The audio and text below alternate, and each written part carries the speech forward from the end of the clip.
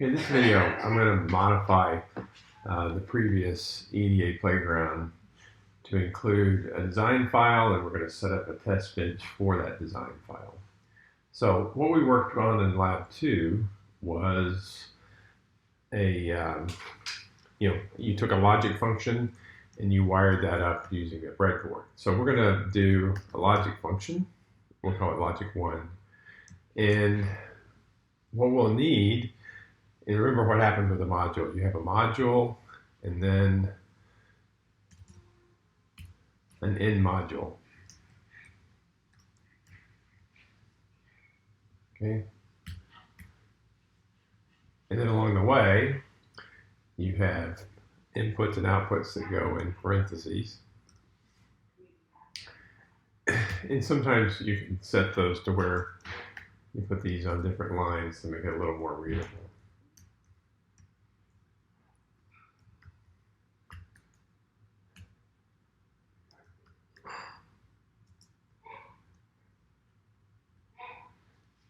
All right, so we have our module set up, and it's not very complicated when we just are doing a logic function. We assign the output f to be whatever Boolean function. So, yeah, you already know what the function is from the lab.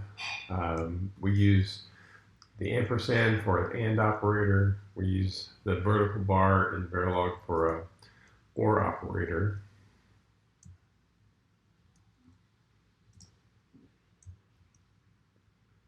And we use the tilde for inversion. I forgot the OR. I deleted that OR. So tilde, A bar, and then AND with B bar, and AND with C. All right, so that's the logic function set up from your lab. That goes faster than wiring it. I think we would all agree. And so the next thing we'd like to be able to do is test this without before we hook it up, so we make sure we have the logic right. This doesn't, maybe you could argue that doesn't need testing because it's so simple. But, when you do more and more complex things, you need to be sure that they're working before you start to try to piece these things together. Okay, so we're going to make a test bench. I'm going to modify this one. So let's get rid of this. Let's get rid of this and keep the rest. We can rename this to our logic 1 test bench. And with a test bench, it doesn't have any inputs. Remember, we control the inputs to the test bench with registers.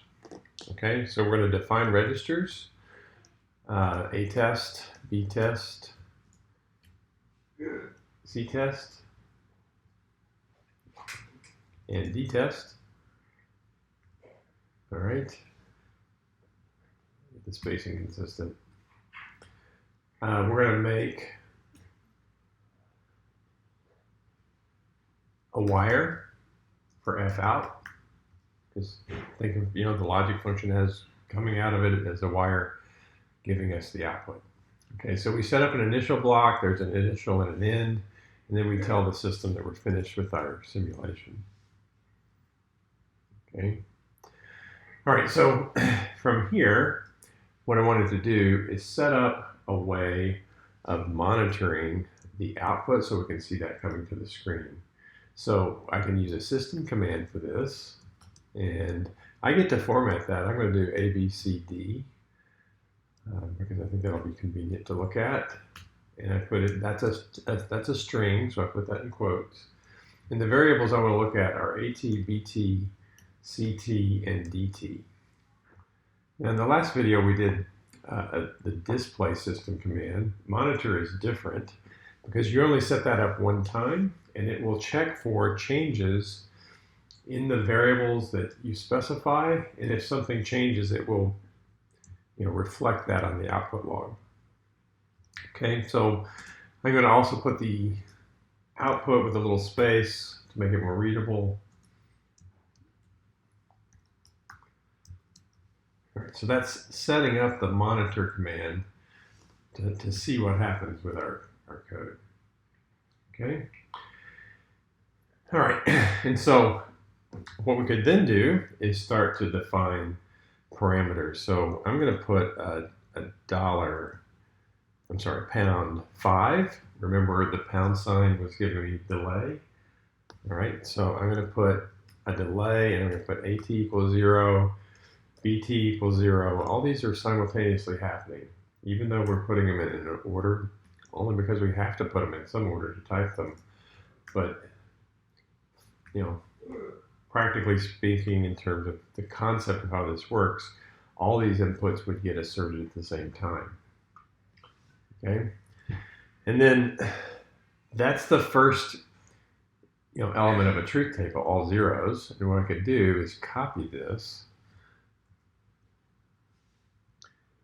and start pasting this down, and I could essentially put in the truth table. And in the interest of time, I'm not going to put every one of them. You could do that. You can fill out the rest of this. And so I have binary 0, 1, 2, 3, and 4 showing up here. To do after we set up this test bench. Actually, probably should have done this first, but we need to instantiate the module under test. So we can type the name of that module, which is logic 1. You can see that over here. And we can give it an abbreviated name. All right. You have a choice of what the name would be. And then we're going to call all the variables by name. So the dot A, this A input variable, we're going to assign that to A test. The dot B, B test. Dot C, C test.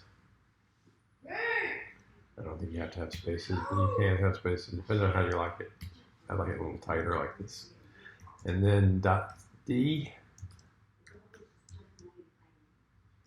and finally dot F for the output.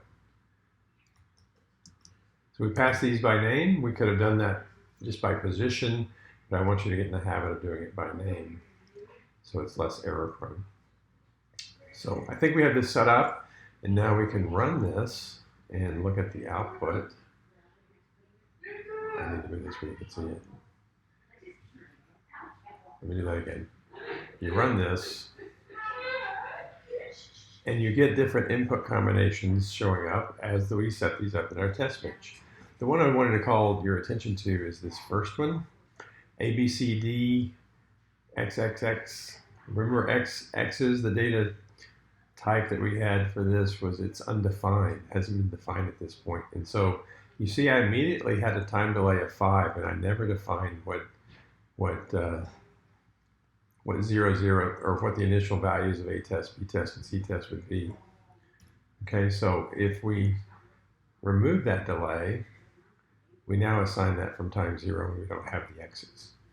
All right, so sometimes you're going to have something set up where you have things initially undefined, and that's typically okay if that's what you want to have happen.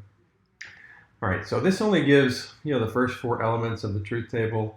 If I wanted to add more elements, of course, I just start putting in the other combinations and rerunning things.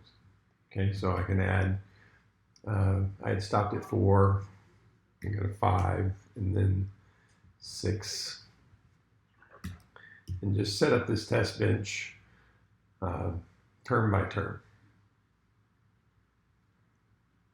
Okay, see this works fine if you have a limited number of test cases. Like in this case, we have 16 to fill out the full truth table.